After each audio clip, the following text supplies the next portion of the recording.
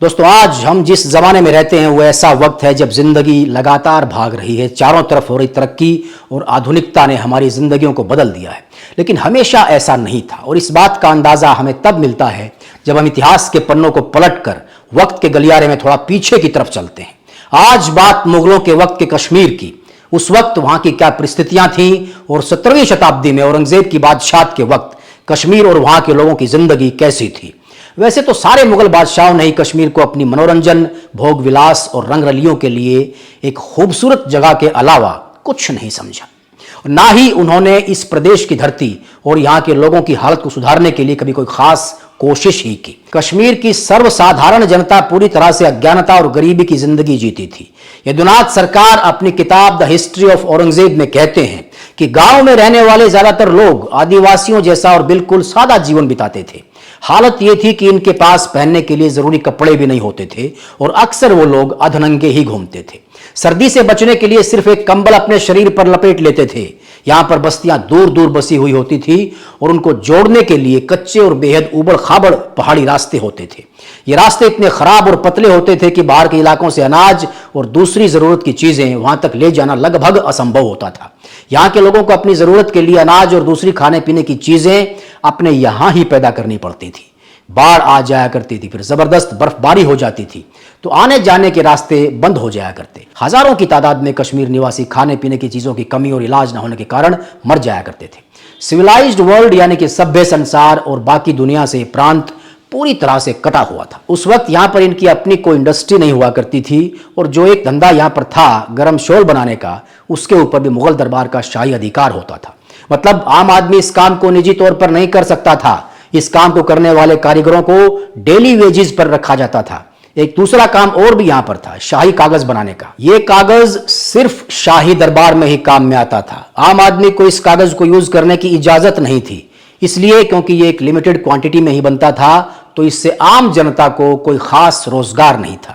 यहाँ के लोगों के पिछड़ेपन को देखते हुए औरंगजेब के समय यहाँ के ऊंची क्लास के लोगों को भी शाही मनसब यानी किसी तरह की जागीर के लायक नहीं समझा जाता था। सन 1699 में कश्मीर के सूबेदार की खास सिफारिश पर पहली बार औरंगजेब ने कश्मीर के निवासियों को शाही मनसब देने की बड़ी मुश्किल से परमिशन दी थी। किसी भी कश्मीरी हिंदू को मुगल शासन में कोई भी पद नहीं दिया गया। यदुनाथ सरकार अपनी किताब the history of Aurangzeb page number 389 पर कहते हैं कि वहां के ग्राम निवासी गरीब मुसलमानों को असभ्य, जंगली समझा जाता था और वहां के शहर निवासी मुसलमान चापलूसी करने वाले झूठे एवं कायर और धोखेबाज समझे जाते थे। अतएव मुगल कालीन भारत में मीठी मीठी बातें करने वाले दगाबाज ही कश्मीरी कहे जाते थे। कश्मीर की जनता बिल्कुल ही अनपढ़ और बहुत दरिद्र थी तथा उस पर वहां का शासन सामंतशाही था, जिससे साधारण कश्मीरियों में दास्ता की भावना इतनी भर गई थी कि वो अपनी बहू बेटियों की इज्जत बेचने से भी यत्किंचित नहीं हिचकते थे। आगे यदुनाथ सरकार कहते हैं कि वहां के लोगों में अंधविश्वास भी पूरी तरह से अपनी जड़ जमाए हुए था। वहां के सुहाने मौसम में मुस्लिम संतों और उनके चेलों की जैसे बाढ़ सी आ गई थी और श्रद्धालु लोगों के भोलेपन का गलत फायदा उठाकर लगातार ये लोग अमीर होते जा रहे थे। शिया सुन्नियों के झगड़े वहां पर आम थे और ये झगड़े कभी कभी तो इतने बढ़ जाया करते थे कि युद्ध तक की परिस्थितियां बन जाती थी।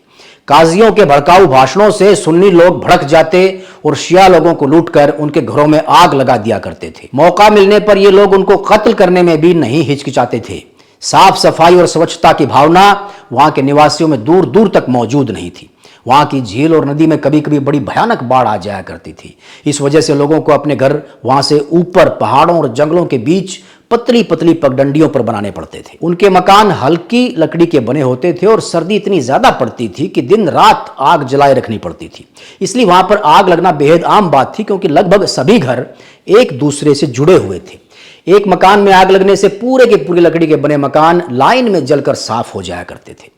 औरंगजेब के लगभग 48 साल के शासन में 12 सूबेदारों ने कश्मीर पर राज किया। आधी शताब्दी लंबे इस राज्य में यानी कि औरंगजेब के राज्य में कश्मीर ने कई दफा नेचुरल डिजास्टर्स का भी सामना किया, जिसमें जून 1669 से 1681 के बीच 2 भूकंप आए। 1673 से 1678 के बीच 2 बार श्रीनगर में भयानक आग लगी। सन 1681 में बाढ़ आई और 1688 में भयानक अकाल पड़ा। दोस्तों, सन 1698-99 के आसपास कश्मीर में एक ऐसी घटना घटी जिससे वहां के मुसलमानों की धार्मिक भावना उमड़ पड़ी थी। ख्वाजा नूरुद्दीन को पैगंबर मोहम्मद साहब का एक पवित्र और पूजनीय बाल साउथ इंडिया के बीजापुर में कहीं से मिला। ख्वाजा की मौत के बाद उनका शव कश्मीर लाया गया और उसके साथ ही पैगंबर साहब का बाल भी यहां लाया गया। जब इसके बारे में हमने थोड़ी और जानकारी खोजी तो पता चला कि ख्वाजा नूरुद्दीन इशबारी कश्मीर के एक अमीर व्यापारी थे जिनको पैगंबर मोहम्मद साहब का ये पवित्र बाल दक्कन में सैयद अब्दुल्ला से मिला था।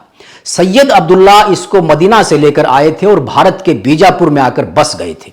बादशाह औरंगजेब ने इस पवित्र निशानी को अपने कब्जे में ले लिया था। पहले तो वो इसको ख्वाजा मोइनुद्दीन चिश्ती की दरगाह अजमेर भेजना चाहते थे, लेकिन बाद में उनका इरादा बदल गया और इसको श्रीनगर में ही रखा गया। इसको मोइये मुकद्दस के नाम से जाना जाता है। दोस्तों, फिलहाल श्रीनगर की प्रसिद्ध हजरत बल दरगाह में इसको रखा गया है। उस वक्त इस पवित्र निशानी को देखने और छूने के लिए शहर की गलियों और चौकों में भारी संख्या में लोग इकट्ठा हो गए थे। मई 1692 में एक दूसरी घटना भी घटी जो बिल्कुल स्पष्ट तौर पर बताती है कि उस वक्त वहां की जनता कितनी ज्यादा अंधविश्वास के कीचड़ में धंसी हुई थी। रमजान का महीना था और रोजे चल रहे थे। मीर हुसैन नाम का एक विदेशी कश्मीर आया और तख्ते सुलेमान पहाड़ी के पास उसने अपनी कुटिया बनाकर डेरा डाल लिया। रमजान के उस पाक महीने में उसने वहां पर दीपक जलाए और उत्सव मनाना शुरू कर दिया। अपने मनोरंजन और उस सारे दृश्य को देखने के लिए श्रीनगर के लोग, आम लोग काफी बड़ी तादाद में वहां पर चले गए। दोपहर बाद वहां अचानक बड़े जोर से आंधी आई, बिजलियां चमकने लगी, पानी बरसने लगा और सारे नगर में रात जैसा अंधेरा छा गया। कुछ वक्त ये सब चलता रहा तो ये सोचकर कि सूरज डूब चुका है, लोगों ने अपना रोजा खोल दिया। लेकिन 2-3 घंटे के बाद आंधी, तूफान सब रुक गया, मौसम साफ हो गया और सूरज दोबारा निकल आया। ये सब देखकर सारे लोग हक्के बक्के रह गए और अपने आप को ठगा सा महसूस करने लगे, क्योंकि रमजान के महीने में दिन के वक्त कुछ भी खाना पीना मुस्लिम धर्म में पाप माना जाता है। श्रीनगर के सभी छोटे बड़े लोग इस घटना के लिए उस विदेशी फकीर को जिम्मेदार मानने लगे और इस सारे वाकये को उसकी ही करतूत समझा। ये सब अनपढ़ता और अंधविश्वास के चलते हुआ। अचंभे की बात यह थी कि जब बादशाह औरंगजेब को इस बात का पता चला तो उसने भी जनता के इस विश्वास को सही माना और उस जादूगर को वहां से निकाल कर बाहर करवा दिया। औरंगजेब के बाद लगातार यही हाल कमोबेश कश्मीर के रहे। 19वीं शताब्दी में जब ये इलाका सिख साम्राज्य के नीचे आया तब जो परिस्थितियां यहां पर थी उसको विनीत नलवा अपनी किताब Hari Singh Nalwa the champion of Khalsa ji में बताते हैं कि सरदार हरि सिंह नलवा के पास जब कश्मीर का चार्ज था तब उन्होंने यहां पर सोशल और इकोनॉमिक रिफॉर्म्स की शुरुआत की। उन्होंने सबसे पहले यहां पर मौजूद बेगार की परंपरा को खत्म किया जो कि गांव के लोगों पर अफगानों के द्वारा थोपी गई थी। अफगानों के राज के दौरान बिना मजदूरी दिए उनसे काम करवाया जाता था, जैसे कि सेना के लिए कुली का काम। इसके अलावा मस्जिदों, किलों, महलों और सड़कों वगैरह के कंस्ट्रक्शन के लिए कश्मीर के लोगों को बिना किसी तरह के मेहनताने के काम करने पर मजबूर किया जाता था।